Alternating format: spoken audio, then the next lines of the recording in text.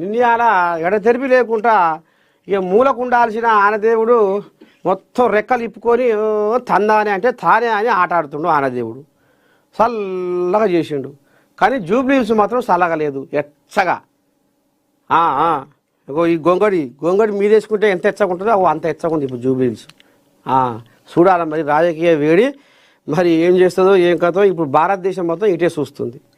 ఇక ఇప్పుడు ఇంకోటి ఏంటంటే జిజ్జు ఇప్పుడు కోయిలాగలు సంకలు గుద్దుకుంటున్నాయి, మాదే గెలుపు అని.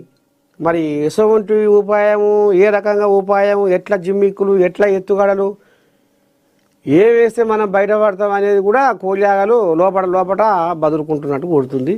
చూడాలి మరి జూబ్లీహిల్స్ గడ్డ మీద ఏ పార్టీ జెండా ఎగరబోతుంది, ఏంటి ఏం కథ అనేది చూద్దాం. అభ్యర్థిని ప్రకటించిన బీఆర్ఎస్ అధినేత కేసీఆర్, మాగంటి గోపీనాథ్ సతీమణి సునీతకే టికెట్, జూన్లోనే చెప్పిన మహాపత్రిక, కాంగ్రెస్ అభ్యర్థిగా నవీన్ యాదవ్ వైపు మొగ్గు, షెడ్యూల్ నాడే ప్రకటించే అవకాశం. ఇక చూస్తున్నానులో నేను అన్నదే అయింది. జూబ్లీహిల్స్పై కేటీఆర్, హరీష్ అలీ, సబితా పద్మారావులతో కేసీఆర్ కీలక సమావేశం.